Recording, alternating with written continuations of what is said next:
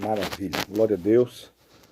Meus irmãos, a paz do Senhor, com grande alegria que mais uma vez eu venho aqui fazer esse vídeo. Na verdade é uma videoaula, né? Nós estamos aí ainda com algumas restrições devido ao coronavírus, né? O Covid-19. Estamos ainda numa certa quarentena, ainda estamos com algumas restrições.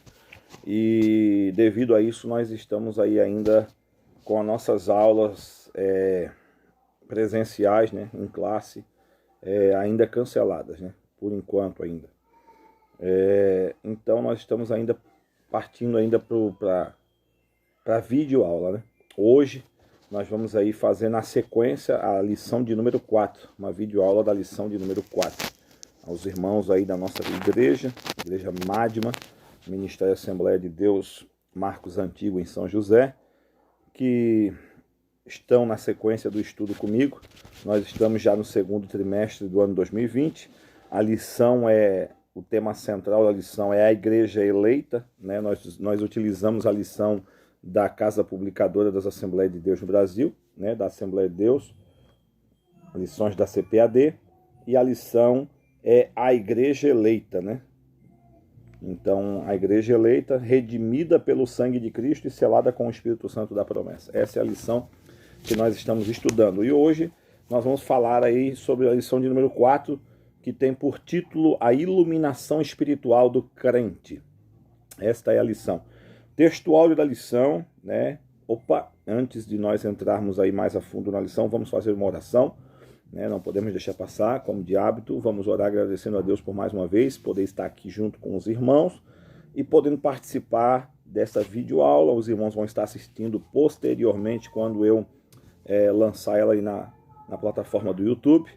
Então, queridos, vamos orar, né? Senhor Deus e Pai, em o nome de Jesus Cristo, teu Filho, mais uma vez eu quero te pedir a tua ajuda, o teu auxílio, que o Senhor venha estar conosco neste momento, nessa videoaula, nos capacitando, nos forjando, nos abençoando e nos usando como um instrumento em tuas mãos. Eu quero já te dar graças, te louvar e te agradecer pelo seu cuidado comigo e com cada irmão e cada irmã que também, Senhor, estará assistindo esta live. Que o Senhor tem nos guardado debaixo das tuas mãos, nos livrado de todo mal e tem nos protegido, Senhor, com as mais ricas bênçãos. Obrigado, Pai, por tudo. Eu te peço, fica conosco, capacita-nos, instrumentaliza-nos e fala através da nossa boca por esta lição poderosa em nome de Jesus. Amém, queridos? Então vamos à lição.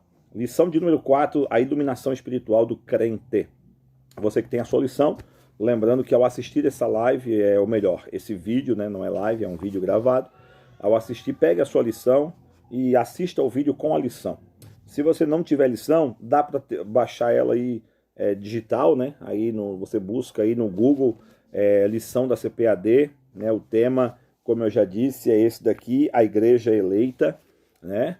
Essa é a capa da lição, tem uma coroa de espinho, né? Fala sobre a carta aos Efésios.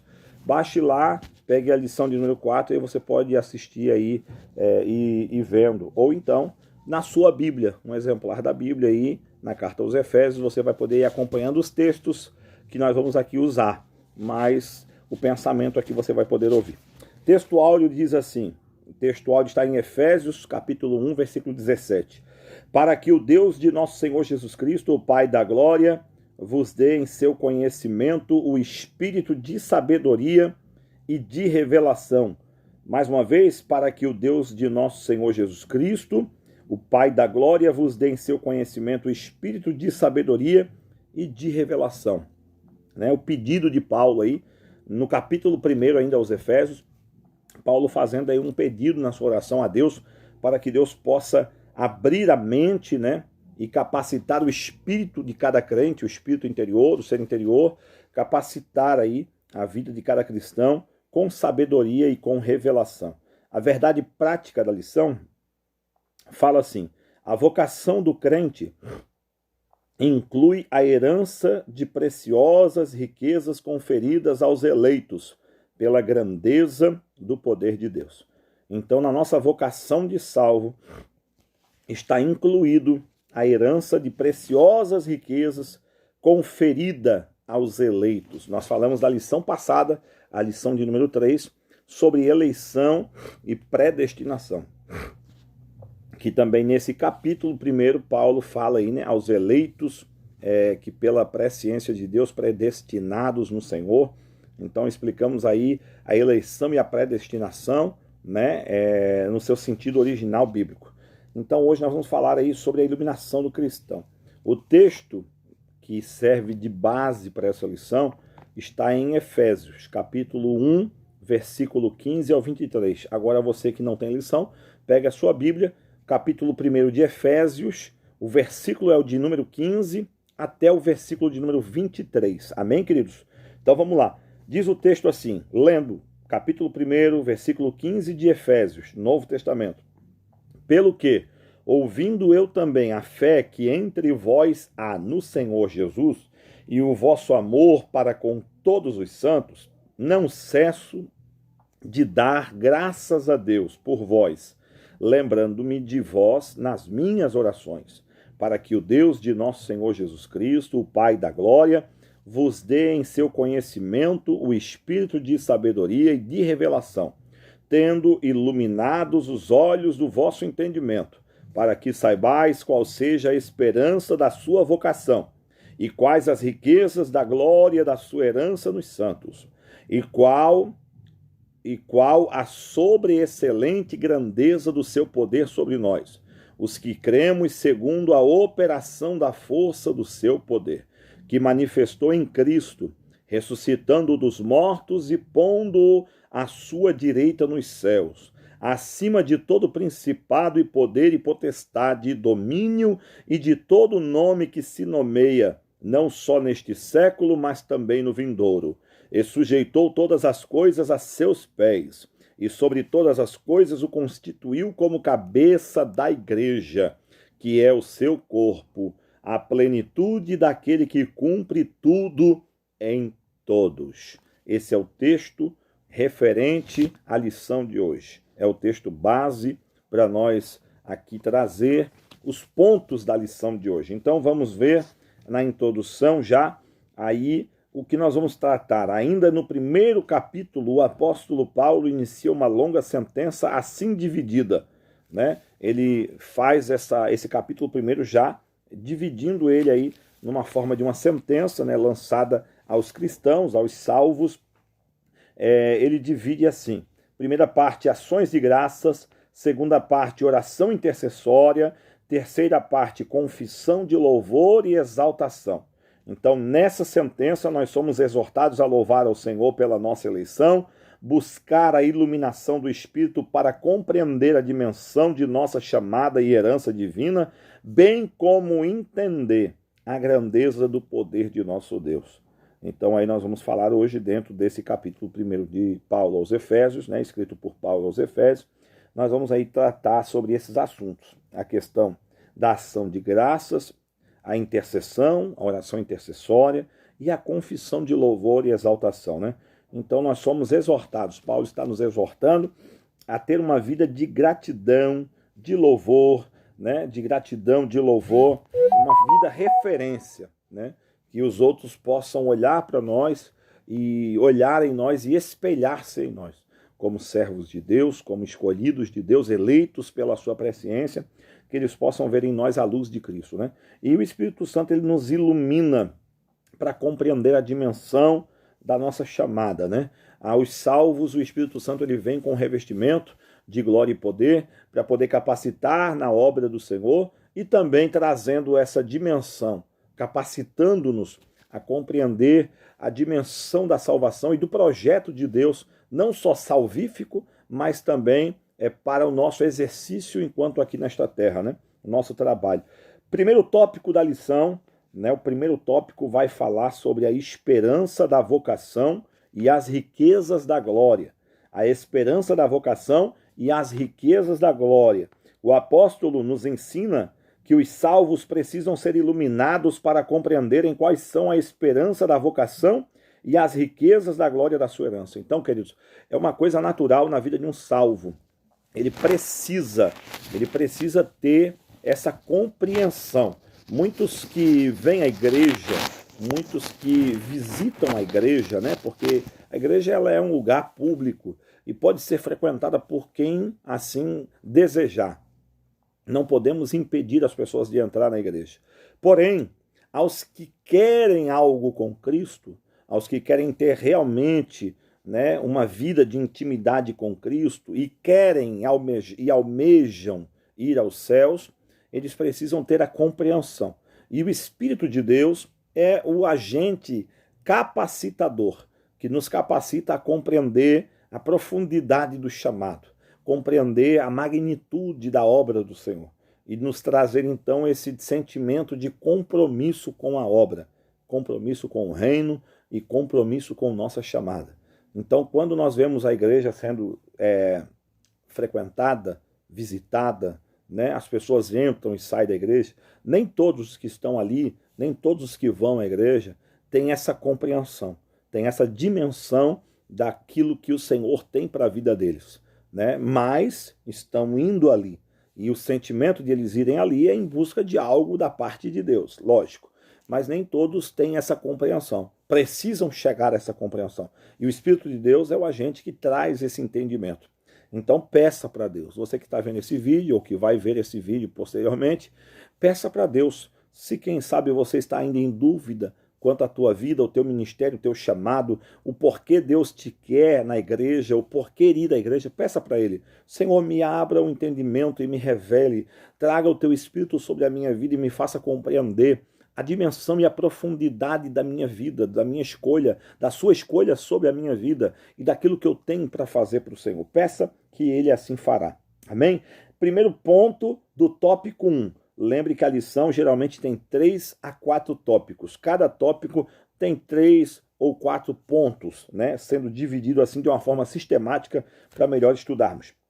Então, o primeiro ponto do tópico primeiro fala sobre as ações de graças e a intercessão. O apóstolo se alegra em dar graças a Deus pela vida dos eleitos. Um ponto interessante isso. Eu já preguei sobre isso. E é muito interessante notar a alegria de Paulo pelos seus irmãos, os seus conservos, né? Aqueles que são servos do Senhor como ele é. Então Paulo tem esse sentimento de alegria. Paulo não é uma pessoa individualista, egoísta, egocêntrica. Paulo não se exalta pelo fato de ser ministro, de ser um pregador, um ganhador de almas, um obreiro da seara do Senhor, e não a ponto de não querer que outros também venham a ser. Paulo se alegra pelo desenvolvimento do corpo de Cristo, pelo desenvolvimento dos membros que vêm à igreja. Então ele tem esse sentimento, né? Essa alegria, ele se alegra e dá graças a Deus pela vida dos eleitos. Será se nós fazemos essa oração, eu e você, alegrando-nos pela vida dos nossos irmãos, o irmão da direita ou da esquerda, o da nossa frente, o de trás? Às vezes sentamos na igreja, como eu disse, muitas pessoas vão à igreja. Às vezes nos sentamos no nosso lugar, tem pessoas até, eu já vi isso, já presenciei isso nas igrejas, pessoas até que marcam os lugares aonde vão sentar. Não aceitam que outras pessoas venham e sentem nos seus lugares, porque já assim, entre aspas, parece que aquele lugar ali é dela, particular dela, ninguém pode sentar, né? E não se preocupam com os que estão em volta, ou com até pessoas que cheguem antes e sentem no lugar. Não se preocupa como a pessoa está espiritualmente, mentalmente, não se preocupa o que aquela pessoa está passando, por que ela está ali naquele momento. Então não tem a empatia de se colocar, o sentimento de se alegrar pelo fato de ter alguém na igreja, por mais que sente naquele lugar que você tem o hábito de sempre sentar. Meu irmão, não custa nada você sentar num outro lugar uma vez ou outra, porque você não tem um lugar marcado na igreja. Lugar marcado quem tem é prego e parafuso, meu irmão. Você está ali para ser corpo de Cristo, e como corpo você tem que trabalhar pelo mesmo. Então, tem esse sentimento de Paulo, né? Paulo tinha sentimento de alegria, de gratidão, e por todas também as bênçãos espirituais recebidas, tais como a eleição, a predestinação, a filiação e o dom do Espírito Santo. Paulo tinha gratidão. Nas suas orações ele agradecia a Deus pelo derramar das bênçãos espirituais. Será se você tem sido grato pelo que Deus tem? Aliás, nós nem mais temos orado buscando os dons, buscando as bênçãos que Deus tem para nós. E deveríamos buscar e agradecer pela eleição, porque Ele nos elegeu no seu Filho antes da fundação do mundo. Ele nos elegeu, Ele nos predestinou. Ou seja, ele já organizou uma viagem, uma jornada para o céu e nos inclui nessa jornada, né? Só depende de mim e você querer continuar essa jornada até o fim. Ele nos fez filhos, ele nos filiou e, além disso, ele nos derramou dons espirituais. Glória a Deus. Ele intercede para que seja concedido aos seus leitores o espírito de sabedoria e de revelação. Paulo estava ciente de quão maravilhoso é o Evangelho, mas ao mesmo de quão impossível é alguém perceber a glória dessas boas novas sem ser ensinado por Deus. Por isso ele rogava para que os crentes recebessem a capacidade de compreenderem, por meio do Espírito Santo, a esperança da chamada, as riquezas da herança e a grandeza do poder de Deus. Esse era o sentimento do apóstolo Paulo, né? Gratidão pelos irmãos, pelos salvos, pelos eleitos, né? Um sentimento de gratidão pelas bênçãos de Deus, a nossa eleição, a predestinação, a nossa filiação e os dons derramados, e além disso, ele ainda rogava a Deus, Senhor, que tu venha capacitar, não só na carta aos Efésios, na carta aos Colossenses, Paulo também roga isso, na carta aos Coríntios, Paulo escreveu 2 cartas à igreja de Corinto, para tratar de problemas interior, né? Internos, problemas internos da igreja. E nessas cartas, Paulo roga a Deus, em ambas, ele roga a Deus, Senhor, traga conhecimento, que eles venham, aos Colossenses, no capítulo 1, ele vai fazer uma oração, Senhor, que eles sejam corroborados, arraigados na fé. O que quer dizer isso, né? Com as suas raízes fundas no Evangelho, capacitados no Evangelho da sabedoria, abrindo, Pedro na sua carta, primeira carta de Pedro, capítulo 4, se não me engano, nos versículos seguintes ali, Pedro vai dizer, cingindo o lombo do vosso entendimento, né? Ou seja, esse sentimento não só de Paulo, como de Pedro, dos apóstolos, de que o crente, o cristão, aquele que vem a Cristo, ele tenha esse encontro com o Espírito Santo e esse revestimento de ter a compreensão da magnitude da sua chamada. Uma pessoa que chega a essa compreensão é difícil, é muito difícil essa pessoa se desviar, se deixar levar pelos prazeres da terra. A pessoa que tem essa iluminação é muito difícil. É muito difícil ela sair da presença de Deus. E se sair, aí o autor aos Hebreus, lá no capítulo 7, se eu não me engano, ele vai dizer que é impossível ela voltar para Cristo, porque é uma pessoa que prova todos os dons, que é iluminada pelo Espírito e se deixa enganar novamente pelo diabo, o seu estado último será terrivelmente pior do que o primeiro e de difícil maneira, né? Satanás irá perdê-la novamente, vai fazer de tudo para ceifar a sua vida. É lamentável, mas a salvação é poderosa em Cristo, né? Para atingir todo tipo de homem pecador. Maravilha. Vamos seguindo aqui, queridos. Segundo ponto do primeiro tópico, a esperança da vocação. Em sua petição a Deus, Paulo intercede para que o Espírito Santo ilumine os crentes, a fim de saberem qual seja a esperança da sua vocação. Queridos, nós temos que ter certeza e convicção. Qual é a esperança da nossa vocação? Nós fomos vocacionados para ser salvo. Fomos vocacionados para ser filhos de Deus, eleitos em Cristo. Mas qual é a esperança? A nossa esperança é um dia estar com Cristo nos ares, é ir aos céus, é ser arrebatado, é ser tirado desta terra que está em caos, que está como um circo pegando fogo. Então, queridos, nós temos que ter essa ciência, né, de esperança, de saber qual a esperança da nossa vocação. Nós esperamos em Cristo. João escreve a sua epístola, né? Primeira carta do apóstolo João, ele escreve 3, ele escreve o Evangelho do nosso Senhor Jesus Cristo, com o nome de João, ele escreve a primeira, a segunda e a terceira epístola e escreve a carta de Apocalipse. Na primeira epístola de João, capítulo 2, versículo 25, ele vai dizer que a promessa que o Senhor nos fez é vida eterna. Então nós temos que ter essa esperança viva no coração, a esperança de vida eterna. Você tem que ter convicção, confiança, certeza, fé inabalável que você está realmente em Cristo e vai ser arrebatado. Amém, queridos? Vamos lá. Assim eles seriam capazes de experimentar e conhecer profunda e espiritualmente os privilégios de serem vocacionados. Podemos dizer que tal esperança divide-se em pelo menos 3 aspectos. Deus chamou pessoas no passado, ou seja, uma chamada em que ele teve a iniciativa por meio da eleição em Cristo, da qual fazemos parte. A chamada abrange serviço e santificação no presente, isto é, achar-se irrepreensível, viver em comunhão e andar de modo digno, e participação gloriosa no futuro, que compreende a vida eterna e a esperança de conhecer Deus face a face. Então aqui o autor ele divide essa esperança em 3 etapas. Né?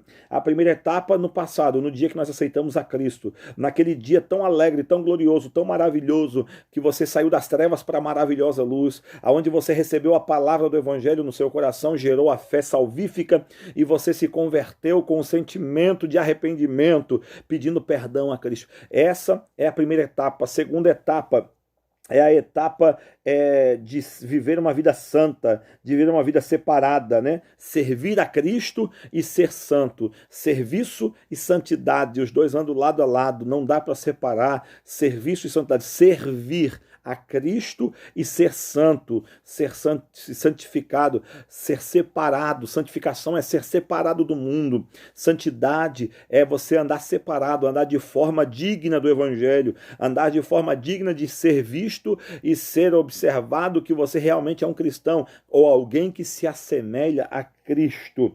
Amém, queridos? Então nós precisamos ter isso em mente. E aí depois dessa etapa, a etapa de saber que nós vamos estar na glória com Cristo, participar do arrebatamento e ir aos céus.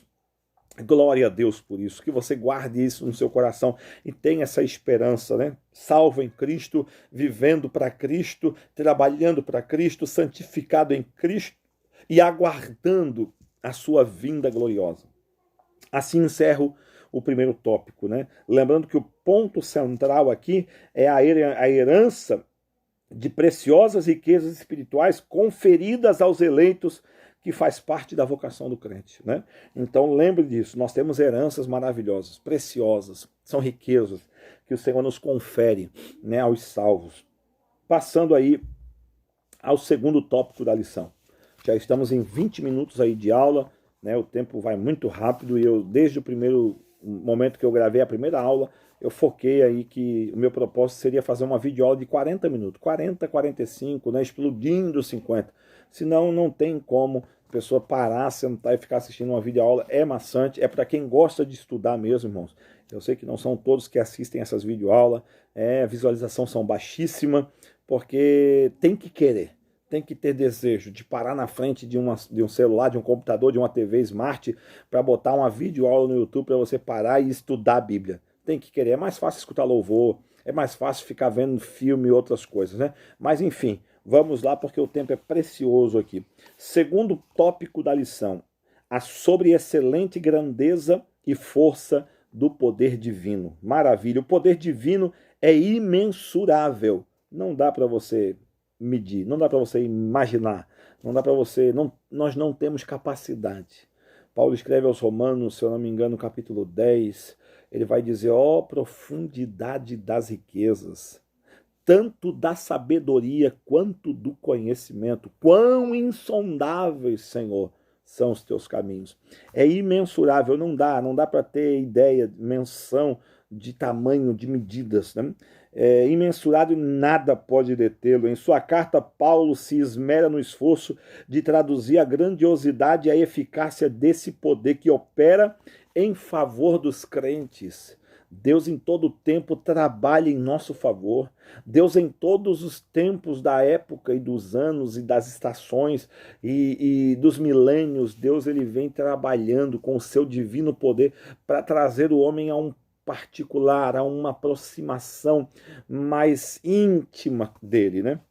O homem é que, como Adão e Eva lá no princípio, o homem é que, sabendo que está no pecado, se afasta de Deus. Deus nunca saiu do ponto de encontro. Deus nunca se distanciou do homem. Muito pelo contrário, o homem é que se afasta. O homem é que se esconde de Deus. Assim como o profeta Isaías, no capítulo 59, o versículo 2, ele diz que os nossos pecados é que nos afastam de Deus. Deus não se afasta de ninguém.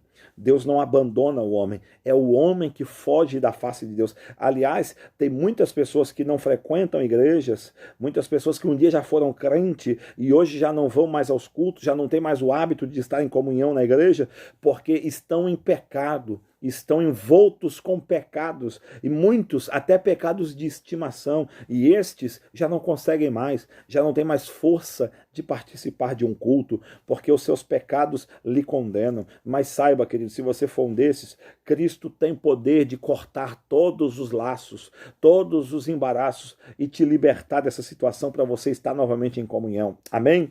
Glória a Jesus. O apóstolo orou para que os salvos pudessem entender a sobreexcelente grandeza do poder de Deus. Isso está no capítulo 1, versículo 19 de Efésios. Perceba que a palavra sobreexcelente é traduzida do grego uperbalo, que na forma adjetivada significa extraordinário, né? Sobreexcelente, é extraordinário, é algo extraordinário. Já a compreensão, a expressão seguinte, megetos, grandeza, objetivo é enaltecer a magnitude do poder de Deus que a tudo sobrepuja. O termo dunamis, aqui traduzido por poder, indica feitos miraculosos que requerem força fora de medida. Logo, a repetição desses termos indica que, aleluia, apenas o maior de todos os poderes é capaz de realizar a transformação e a salvação do homem. É lógico, somente Cristo, somente o seu poder, somente sua glória, somente o seu amor pelo homem é capaz de trazer a metamorfose, o metamorfos, né? A transformação do homem interior e exterior, a transformação do caráter do homem, da mente do homem, né? Transformado em Cristo. Só Ele tem esse poder, e somente um poder tão grande assim pode operar e concretizar as bênçãos inclusas na esperança da vocação e nas riquezas da herança. Glória a Deus, somente o poder de Deus para fazer uma obra tão maravilhosa, tão extraordinária assim por nós. Eu estou arrumando a câmera aqui, queridos, né? Maravilha, eu não tenho suporte de celular, é tudo no improviso, mas Jesus é bom, nós vamos vencendo. Vamos lá, o segundo ponto do tópico 2. Segundo ponto do tópico 2 vai falar sobre a força do poder divino. Na sentença, segundo a operação da força do seu poder, isso está em Efésios 1:19, né, irmão? Lembrando que nós lemos o texto no começo, 1:19, né? Nós estamos tratando aí agora nesse tópico 2 sobre o texto aí do Efésios 1:19, o qual a sobreexcelente grandeza do seu poder sobre nós, os quais cremos, segundo a operação da força do seu poder. Então nós estamos tratando aí sobre esse versículo 19 do capítulo 1 de Efésios. A força do seu poder, ou a força do poder divino. Na sentença, segundo a operação da força do seu poder, o apóstolo faz o uso de 3 vocábulos gregos, concordes entre si, que se fecham, né, entre si. Primeiro, a palavra operação, que é traduzida por energia, e também significa eficácia, né? Operação, energia ou eficácia, né? Uma energia eficaz, sinalizando a ideia de poder em atividade. Segundo a expressão força, vem do termo kratos, que traz a ideia de intensidade. Então, é um poder em atividade muito intenso, né? Então, é esse poder de Deus. A força do poder de Deus é um poder intenso que está em atividade. Ele não é estático, ele não é paralisado, ou ele não fez algo e para. O poder de Deus, ele está em constante atividade. É o que quer dizer, né? A associação desses conceitos revela o poder ou potencial de Deus que, inerente à sua natureza divina, opera em favor dos que creem. Para aprofundar essa impressionante descrição, Paulo apresenta 3 exemplos irrefutáveis da força desse poder. Primeiro, a ressurreição de Cristo. É irrefutável, o poder de Cristo, o poder de Deus, né, trouxe Cristo à vida, a ressurreição de Cristo. Sua ascensão à destra de Deus nos céus.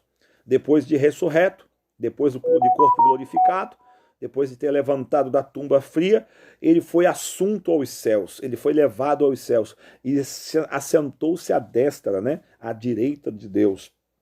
E em terceiro, sua elevação acima de todo domínio, foi-lhe dado todo o poder. Ele está acima de todo principado e potestade, de todo domínio que há. Cristo está acima, Deus lhe deu né, ou essa outorga, esse poder. Então, nós vemos aí a força do poder divino em atividade, na ação da ressurreição de Cristo, da sua assunção aos céus e da garantia do poder, que é um poder que está acima de todos. Não há quem possa contra Cristo. Ele mesmo na sua frase diz: é-me dado todo o poder no céu e na terra. Não tem mais ninguém que tenha o poder que Cristo tem. Só ele tem. E o mais lindo é que ele disse: eu tenho esse poder e agora eu vos dou poder para ir pregar o evangelho, ganhar almas, né, ensinar a elas a guardar as minhas palavras e batizá-las em nome do Pai, do Filho e do Espírito Santo. Glória a Deus. O poder de Deus é extraordinário e supera todo e qualquer outro poder. Este poder é maravilhoso e o maior e melhor de tudo é que ele opera em propósito da nossa salvação, ou no interesse de nos salvar. Amém, queridos? Eu espero que você esteja aí sendo edificado, se possível, e se assim você preferir, faça uma utilização deste vídeo mais de uma vez. Veja uma, veja duas, né? Depois de um tempo, para você poder gravar aqui o que eu estou passando. Se possível, pegue um caderno, anote alguma coisa, faça a sua pesquisa, né? Aqui é um básico, é um ensino sucinto, muito resumido, mas é para você já ter uma ideia. Aí você seja curioso, né? Vá em busca, aprofunde-se, pegue a carta aos Efésios, leia, releia, e você vai entender o que eu estou falando nessa videoaula. Vamos ao terceiro ponto da lição. O terceiro ponto da lição fala sobre Cristo como nosso exemplo de exaltação. Nesse ponto, veremos 3 aspectos da exaltação de Cristo que atestam a grandiosidade do poder de Deus disponível também a nós crentes. Glória a Jesus. O primeiro ponto, ou o primeiro aspecto, é as primícias dos que dormem, né? Cristo, ele é as primícias do que dorme. Paulo enfatiza que o poder de Deus se manifestou em Cristo ressuscitando dos mortos. Capítulo 1 de Efésios, versículo de número 20.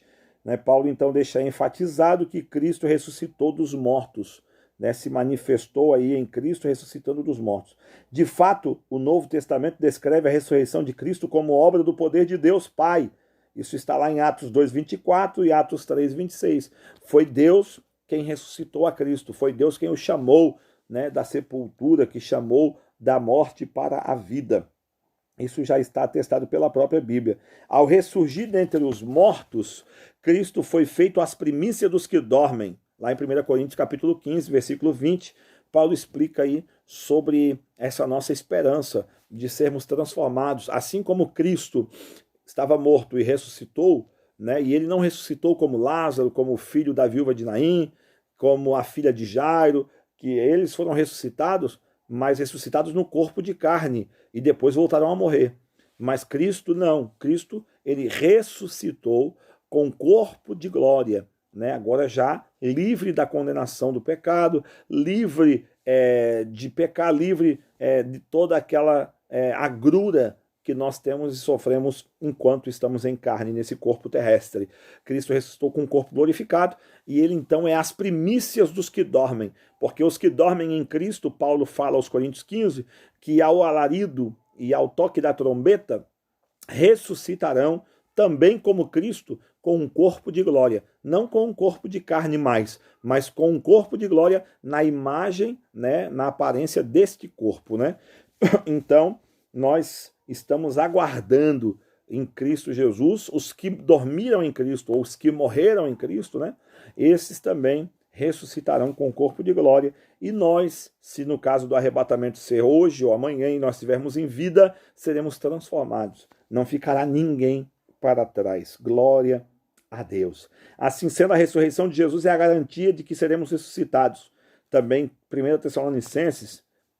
aos Tessalonicenses, capítulo 4, versículo 14, Paulo também trata isso. Não sejais ignorante acerca dos que dormem, porque não será assim. Ante a última trombeta, ao alarido dos anjos, os mortos em Cristo ressuscitarão com o corpo glorificado. Isso é bíblico, né? O mesmo poder que ressuscitou a Cristo está disponível também aos salvos. Desse modo, os crentes vencerão a morte e se erguerão gloriosamente de seus sepulcros para reinarem com Cristo eternamente. Oh, glória! Isso aqui merece um glória a Deus. Segundo ponto do tópico 3, Cristo elevado à direita de Deus. Paulo reforça o poder de Deus quando da elevação de Cristo ao trono, pondo-o à sua direita nos céus. Aqui está em foco a ascensão de Cristo em referência à promessa messiânica, lá em Salmo 110 e Atos 1 e 6. O grau de exaltação para uma posição de honra e autoridade indica o completo triunfo de Cristo sobre o pecado e as forças do mal. Esse triunfo também está assegurado aos salvos e endossa nossa participação na vida celestial, conforme indica a expressão, nos fez assentar nos lugares celestiais. Capítulo 2 de Efésios, versículo 6. Assim, tanto a ressurreição como a ascensão de Cristo são obras únicas do poder do Pai. Só o Pai pode, ressuscitar e só o Pai pode elevar aos céus. Ele nos dará vida em Cristo para subirmos ao céu, né? Se nós não virmos o arrebatamento coletivo para a igreja e caso deitarmos no sepulcro, nós não ficaremos para trás. Cristo, ele nos chamará do sepulcro, receberemos o corpo de glória como ele recebeu, e aí então seremos levados aos céus. Glória a Deus, porque esse é o poder do nosso Pai. Esse é o poder de Deus. O nosso Pai tem poder. Glória ao nome desse Jesus que é maravilhoso. Terceiro ponto do tópico 3. Cristo exaltado sobremaneira. Deus o exaltou de forma extraordinária. Nesse ponto, Paulo ensina que o poder de Deus exaltou a Cristo acima de todo principado e poder e potestade e domínio, e de todo nome que se nomeia. Capítulo 1 de Efésios, versículo 21. Significa que ele foi exaltado acima de toda a eminência do bem e do mal, e de todo título que se possa conferir nessa era e também no porvir. O resultado desse triunfo traz duplo benefício para a igreja. Primeiro, que Deus fez Cristo a cabeça da igreja. Nós somos igreja, somos o corpo, Cristo é a cabeça. Deus fez Cristo ser a cabeça da igreja. E segundo, que Deus designou a igreja para ser a expressão plena de Cristo. Isso significa que nenhum poder pode prevalecer contra a igreja do Senhor. O próprio Cristo, quando ainda estava nessa terra em vida, ele disse... as portas do inferno não prevalecerão contra a minha igreja. Eu e você somos a igreja do Senhor. Não é uma placa denominativa, não é um prédio ornamentado com pedras de mármore, ou porcelanato, ou cerâmica. A igreja do Senhor, ela é uma igreja que está nos 4 cantos da terra, que chamamos de igreja universal, não a do Edir Macedo, a igreja universal que está espalhada sobre o globo. Essa igreja, ela é constituída de crentes, cristãos, pessoas que aceitaram a Cristo, que aceitaram a eleição, que receberam a compreensão da sua vocação e hoje vivem uma vida separada para Cristo e na esperança de ouvir o seu nome ser chamado nos ares para o arrebatamento. Glória a Deus. Aleluia. E nós temos essa garantia no poder de Deus, que nenhum mal pode nos derrotar.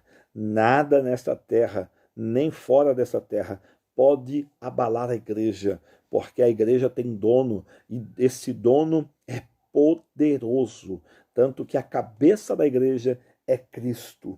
Aleluia! Nós somos corpo, ele é a cabeça. Aqui no corpo não há maior nem melhor, irmãos. Há funções diferenciadas, mas não existe um maior do que o outro. Cada um tem uma função. Aleluia. E cada função, ela é fundamental para o perfeito funcionamento do corpo. Amém? Você é fundamental no corpo da igreja. Não se deixe levar pelas ilusões que o diabo tem lançado na tua mente. Não se deixe ser vencido. Em nome de Jesus, você é fundamental nesse corpo. Você é fundamental. Você é um daqueles que recebeu o pagamento do preço que foi pedido pela tua salvação. E qual foi o preço? Qual foi o pagamento? Foi a morte do Cordeiro de Deus, o Cristo, Jesus o Cristo, o Filho de Deus. e enviado a essa terra único e exclusivamente para morrer na cruz em meu e em teu lugar. Então dê valor a isso, glorifique a Deus por isso, tenha gratidão por isso, viva uma vida exemplar para agradecer e glorificar a Deus por isso e aguarde na esperança do arrebatamento. Amém, queridos? Concluindo a lição, assim acabamos. Assim sendo, a ressurreição de Jesus é a garantia de que seremos ressuscitados. A ascensão de Jesus é a garantia que seremos ressuscitados. A ressurreição e a ascensão. Se ele ressuscitou e se ele subiu aos céus, então temos garantida a nossa esperança de sermos salvos. Embevecido com as bênçãos espirituais, Paulo mantém a adoração contínua ao eterno Deus, atitude que deve ser seguida por todos os salvos. A compreensão das dádivas da salvação demonstra o excelso valor daquilo que Deus fez por nós. Seus atos poderosos viabilizam a transformação e a glorificação dos que creem. Aleluia! Glória a Deus! Queridos, isso aqui é uma realidade extraordinária. Quem tem a dimensão, quem tem a compreensão da magnitude do que Deus fez por nós, não cessa de agradecer a Deus. Não passa um dia sequer sem dobrar os seus joelhos e agradecer a Deus pela salvação. Todas as orações que eu faço, Senhor, eu te agradeço pelo plano salvífico. Eu te agradeço, Senhor, pelo projeto de salvação que tu, Senhor, demonstrou por mim, por amar-me, mesmo quando eu ainda era um falho pecador, um miserável. O Senhor me amou de maneira extraordinária, que me deu o seu Filho para que eu pudesse ser salvo. Então, queridos, tenha isso em sua mente. Você foi comprado por um bom preço. E esse Deus, em Cristo Jesus, projetou tudo de uma forma extraordinária para que você não fosse esquecido e deixado para trás. Amém? Eu concluo essa lição. Que você seja iluminado, que o Espírito de Deus entre agora no teu coração, você que está assistindo essa live. Eu rogo para que o Espírito de Deus visite você aí no seu lar, entre na sua mente, entre no seu coração, toque a tua alma e te traga a abertura da sua faculdade mental para que você compreenda o poder de Deus e todo o projeto que envolve você, para você valorizar e ser mais grato a cada dia. Tem um hino da harpa que é o 370, a gente louva ele de vez em quando. É um hino maravilhoso que diz: mais grato a ti, mais grato a ti, mais consagrado, ó faz-me, Senhor, mais humilhado e cheio de amor. Faz-me mais grato a ti, mais grato a ti. Vamos orar? Senhor Deus e Pai, eu quero te agradecer por esta videoaula. Eu quero te louvar por essa lição maravilhosa. E eu quero pedir que o Senhor venha iluminar nossa mente.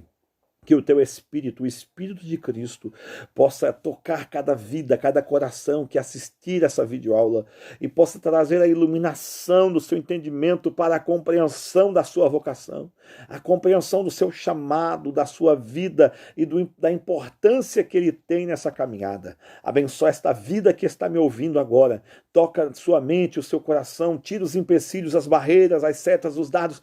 Tira, Senhor, as oferendas de Satanás que tem tentado lhe seduzir. Guarda esta vida, abençoa, te revela para ela, Senhor, lhe reveste, lhe capacita com os dons e usa ela na tua obra para a glória e louvor do teu nome.